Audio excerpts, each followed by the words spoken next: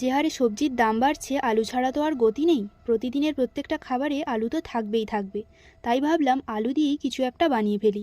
আগে থেকে ছোলার ডাল ভিজিয়ে রেখেছিলাম, বেটে নেব। সাথে দেব একটু আদা, দুটো কাঁচা লঙ্কা আর কয়েক কোয়া রসুন মিহি করে বেটে নেব। আলুর খোসা আগে থেকে ছাড়িয়ে রেখেছিলাম। আমি যেভাবে দেখাচ্ছি এইভাবে আলুগুলোকে কেটে নিতে হবে।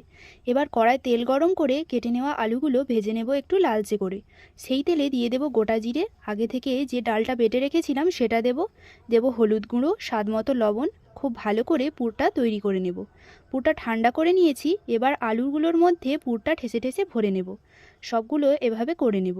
কড়ায় আবারও তেল দিয়ে দেব পেঁয়াজ কুচি, রসুন বাটা, আদা বাটা, জিরে বাটা, ধনিয়া বাটা, টমেটো কুচি, হলুদ গুঁড়ো, লঙ্কা গুঁড়ো। মশলাটা একটু নাড়াচাড়া করে দেব টক দই। মশলাটা ভালো করে কষাবো। তারপর দেব সামান্য চিনি আর বাটি ধোয়া জল। মশলা থেকে তেল ছেড়ে গেলে দিয়ে দেব ঝোলের জন্য জল আর স্বাদমতো লবণ। এটা তোমরা নিরামিষভাবেও বানাতে পারো, তাহলে পেঁয়াজ রসুন ছাড়া বাকি মশলা দিয়ে করে নিতে পারবে। এবার ঝোল ফুটে উঠলে পুরভরা আলুগুলো দিয়ে ঢাকা দিয়ে দমে রান্না করে নিতে হবে। তারপর উপর থেকে গরম মশলা ছড়িয়ে নামিয়ে নিলে রেডি হয়ে যাবে পুরভরা আলুর দম।